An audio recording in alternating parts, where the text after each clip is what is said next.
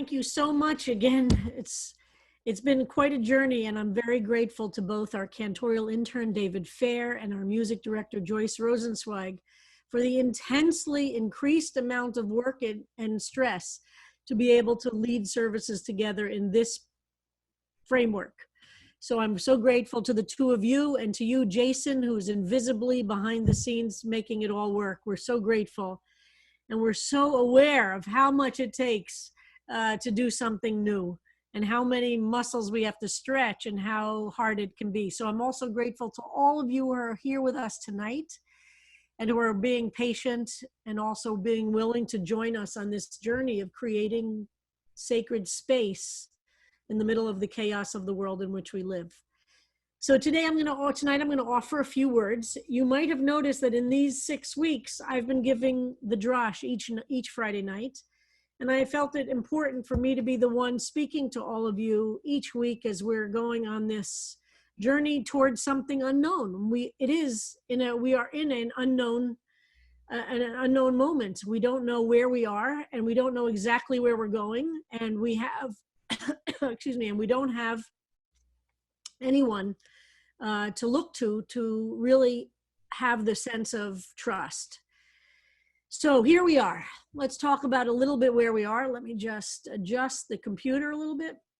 All right. This Shabbat, April 24th, 2020, was to be our CBST annual retreat. Again, another loss we're experiencing. This annual retreat for our congregation has become a beloved and highly anticipated, sold out congregational activity for the last many, many, many years. We started the retreats a few years into my time at CBST, and it's been every year a time where different parts of the community have come together. We've watched children grow up on the retreat. We've watched goats be born. Isabella Friedman has become a satellite location for the synagogue. And we all feel a lot of loss not to be there this weekend, seeing which new goats were born over Pesach, and seeing the spring, and getting to be out of the city by the lake and getting fed and cleaned up. Somebody else is eating and cooking and cleaning up for us, having services in such a relaxed. So there's a lot of loss every time we experience something that time comes where we're supposed to do something and we can't because of the limitations by our trying to limit this virus puts us in a place of a lot of grief. So we're aware of this on this Rosh Chodesh Iyyar. We're also aware tonight that this is the beginning of the month of Iyyar coincides with the beginning of Ramadan for our Muslim friends and our Muslim neighbors worldwide. And Ramadan is such a celebration of community after the fast each day. It is, of course, traditional for Muslims to come together in mosques and in homes in big numbers to share a meal together, to eat the first date breaking the fast, and then share a meal together and have programs together and study together. And Muslims all over the world are doing what's unthinkable for them, which is to experience Ramadan in a solitary fashion or with their own small units, not being able to go to mosques or to big community celebrations. And so on behalf of CBST, I extend my warmest wishes to our Muslim friends and neighbors, especially those we've become so close to in the Islamic Center of NYU and the Muslim Community Network and others in New York City. We recognize, we who care so deeply about community and celebrating religious events in community, feel your loss deeply. And I've also been very moved to listen to those Muslim leaders I know speak to communities about how important it is, no matter what these limitations are, to remember that the ultimate truth is finding ways to experience God in our lives, to more deeply open ourselves up to the holiness that's in the universe, and to not be defeated or let down by the limitations that exist because of this virus. So we all are experiencing these losses. And I share with all of those in our community the loss of this retreat and all the many other ways we can come together. I have also been aware of some of the gifts we've been given. This Parsha that we study this week is a double portion, and tomorrow we will not be having a regular service, but at 10 a.m., our wonderful assistant rabbi, Rabbi Yael Rapport, will be leading a text study, a Torah study of the Parsha, and I encourage people to join us then. It's going to be via Zoom, and I think you all have received the information how to get that Zoom information. If not, let us know in the comments. This double portion is the portion that all rabbis worry about when a kid gets it for their bar mitzvah Torah portion. It's one of the toughest ones because it deals with very creepy things. It deals with bodily diseases that appear on the body or on the clothing or on the homes of the Israelites. And the Parshiot talk about what happens when you get this disease, that people have to actually leave the camp for a period of time. It feels so prescient to have this description that one has to leave society, leave being around other people because of a fear that you might be contagious. When we've read this Parsha in other years, it has meant very different things than reading it in this particular season. We understand, as painful as it might be to be forced to leave society, if it will long-term help our society recover, we understand why it's important for all of us, because we don't know who has it, who is contagious, to make sure that we create this safety. All of a sudden, this Parsha means very different things. And here we are observing this loss, the sense of loss. But as I spoke about last week, sometimes going into exile is the place in which we learn the deeper truths about ourselves, the deepest truths about holiness in the world and what is actually sacred, what is actually important, what actually matters. We get rid of the debris of our lives in many ways, and we're forced to learn when we're in the desert, when we're in exile, when we're away from that which is comfortable and comforting on an easy level. We are forced to do this hard work of figuring out what's important. How hard will we work to make connections? How will we not let the despair crush us and find ways to be full of life that we believe we've been given for a purpose and for a reason? So this moment in time makes me aware of the power of witnessing.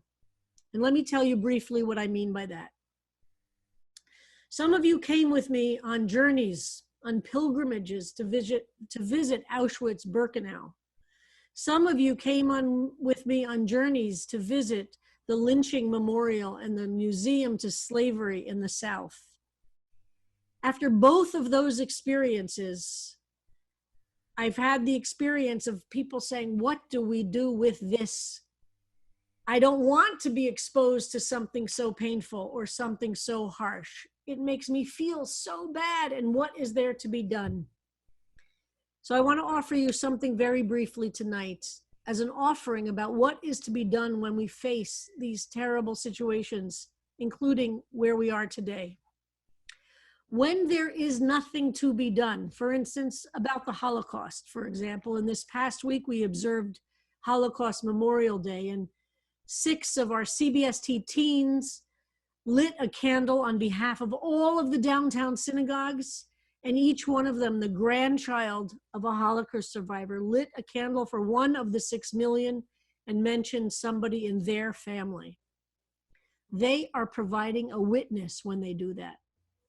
Rick Landman lit the 7th candle to remind us of the many non-Jews, the Roma people, the gay people, the political outcasts or degenerates who were attacked by the Nazi regime. Rick forces us to become witnesses. When there is nothing to be done, so to speak, when we can't necessarily change the course of history, because in those cases it is historical and in the past, it is still incumbent upon us to look that evil in the face and to be a witness. We owe it to the millions upon millions who died.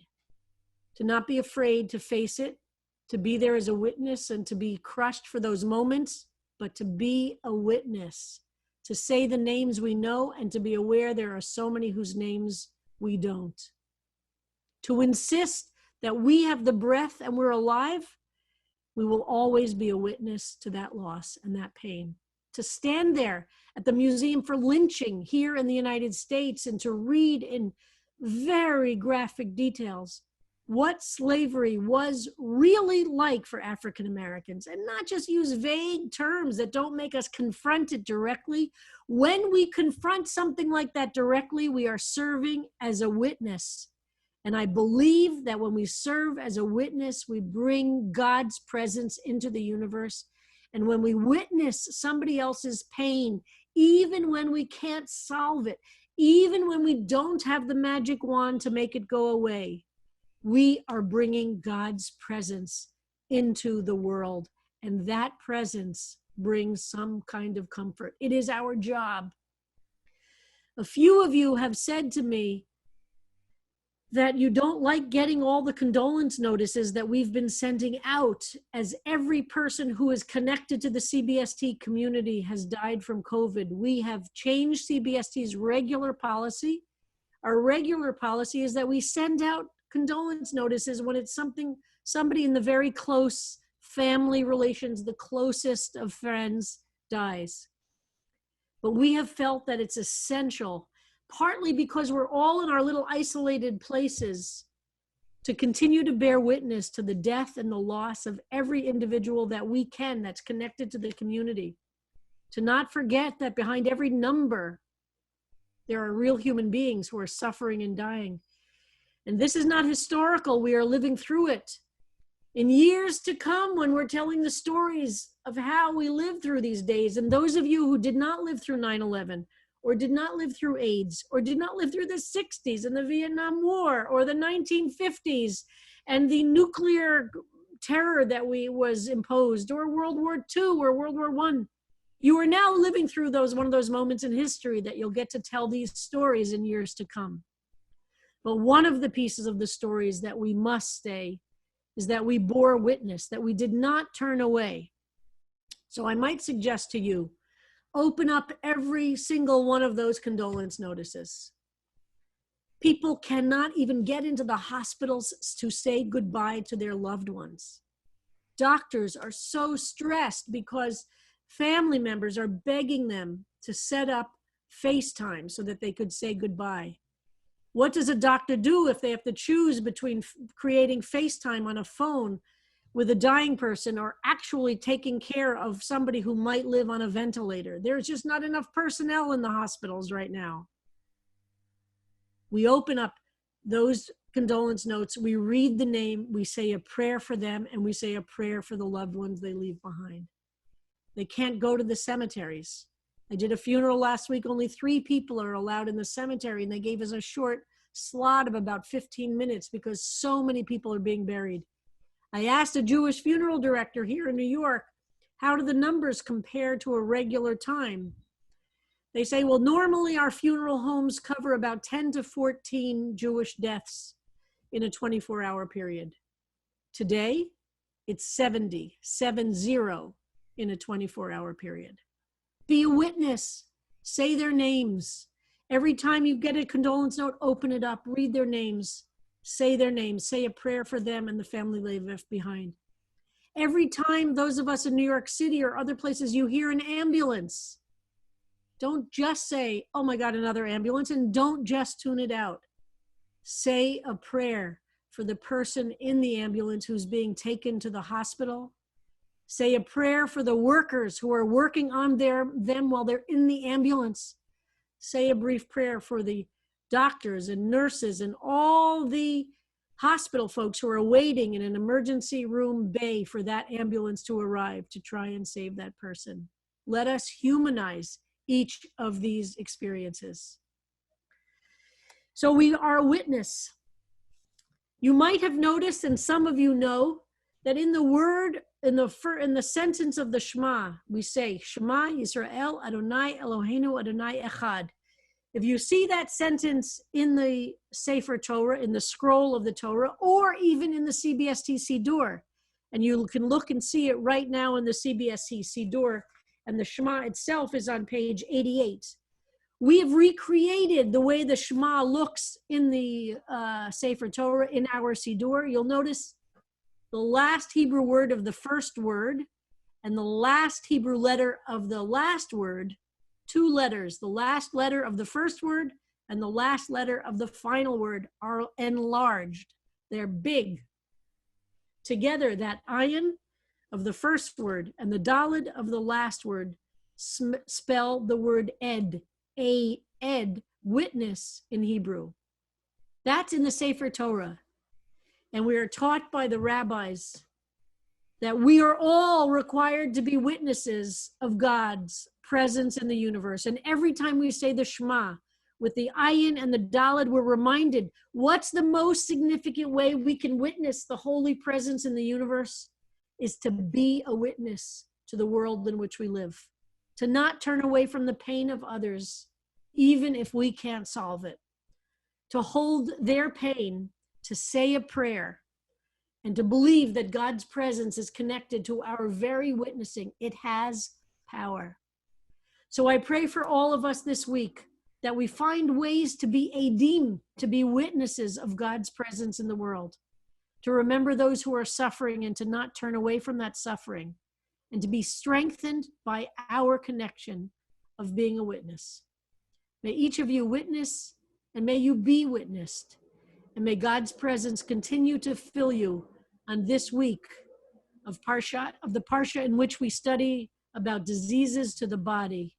And we pray that our exile, bimheira v'yameinu, someday will be ended, but we will come away from this exile with deeper truths, with a deeper sense of connection to God, born from the pain and the suffering, but bringing us closer and closer to God.